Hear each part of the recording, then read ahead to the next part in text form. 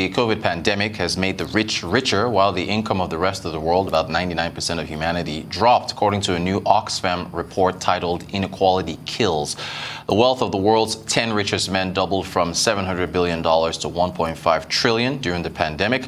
The global charity said on Monday the wealth of billionaires rose more since COVID started compared to the last 14 years, and a new billionaire was minted every 26 hours since the pandemic began. Oxfam is calling for a 99% windfall tax on the pandemic gains of the world's 10 richest men, which they say will raise enough money to pay for vaccines for the world, as well as finance various social measures for more than 80 countries.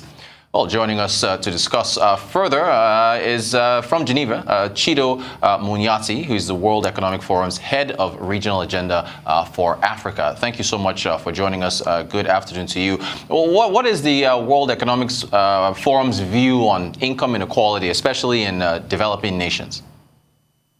All right, thank you for having me on. I'll get to that question shortly. Just wanted to briefly highlight that our Davos agenda dialogues began today. This is a series of dialogues, including State of the World's addresses by 12 global heads of state. This includes President Xi Jinping of China, Prime Minister Modi of India, Chancellor Scholz of Germany, as well as Vice President Osinbajo of Nigeria. And to complement this, we're going to have high-level panels discussing sort of systemic global issues for 22 and beyond, and this will include global leaders such as Bill Gates and Christine Lagarde. To get to your point on global income inequality, this is something the World Economic Forum takes very seriously. This is an issue that we've had for decades. In fact, last year, we hosted the press release of Oxfam's annual report. We've worked very closely with their previous director, Winnie Byanyima, who is on our regional action group for Africa. And in fact, tomorrow, the current executive director of Oxfam will be speaking on vaccine inequality. Just to elaborate on that and to drive home some of the points that you made, we're seeing a divergence in the global economic recovery, a decoupling between the haves and the have-nots. For example, in wealthier countries, as many as 70% of the population is fully vaccinated. They're able to open up their economies, engage in trade and commerce. Whereas on the other hand, less than 10% of the population in Africa and in Nigeria as well hasn't been fully vaccinated. And this is having a negative impact on the economy as well as on sort of global health infrastructure in general. Thanks for that. So is the solution a 99% windfall tax, as Oxfam has suggested? The solutions could be many. I wouldn't, opine on specific solutions. That's not my expertise. But what I would say is that we do need to address these particular issues that, in fact, relate to, many of the discussions we're going to see this week, particularly issues related to social cohesion. And by social cohesion, I mean sort of livelihood issues, employment issues.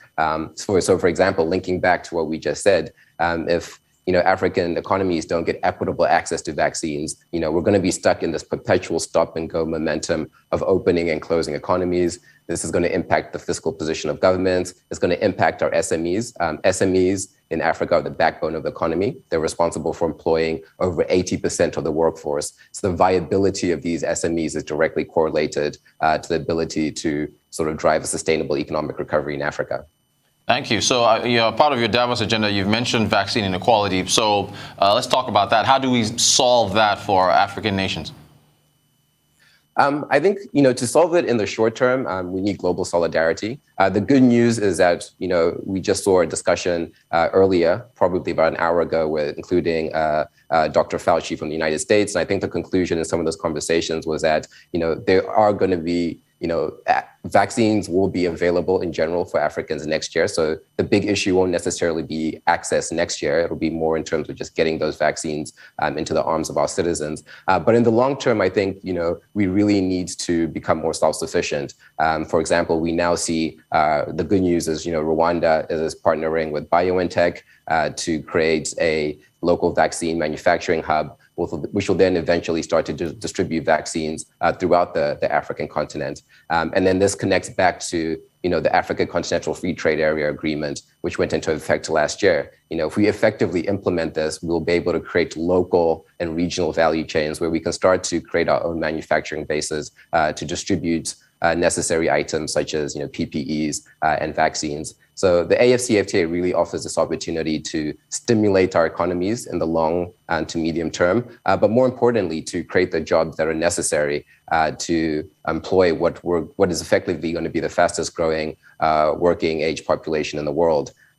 If you look forward to the next 3 decades, the global population is going to increase by about 2 billion people. Of those 2 billion people, 1 billion are going to come from the African continent.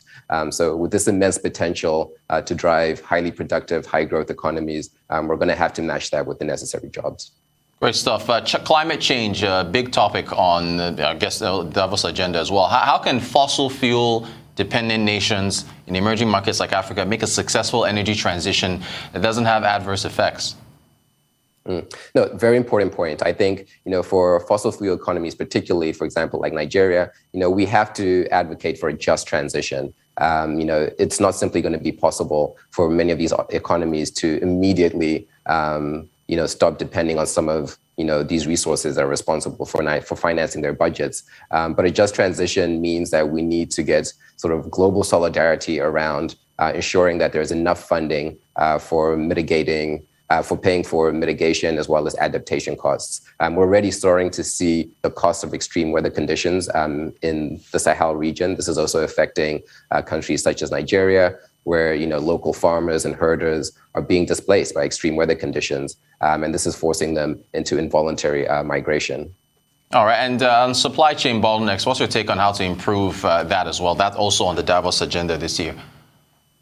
Yeah, supply chain bottlenecks are a big challenge. I think, there are many sort of challenges in terms of like the whole global system. So, I wouldn't be able to provide, in the short time that we have right now, how to address that entire issue. But I think for the African context, in order to not be so dependent on global supply chain, we're going to have to start to effectively implement the Africa Continental Free Trade Agreement. And what this means is that, although 54 nations have signed up to this agreement, about 2/3 of those have ratified it.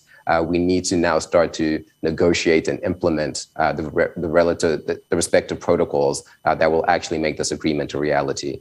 So I think focusing on the implementation of the AFCFTA will be a key policy agenda for Africa in 2022. Great stuff. Finally, just about a minute to go, your economic outlook, is it bullish, bearish, or cautious? I think, for the Africa region, we certainly would say that, we're going to be, the outlook is cautious.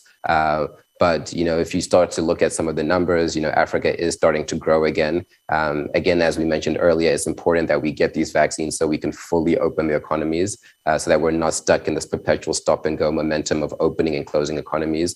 As you're well aware, in Nigeria and the region, SMEs on our continent, generally can't afford to remain closed for 2 to 3 days in response to outbreaks.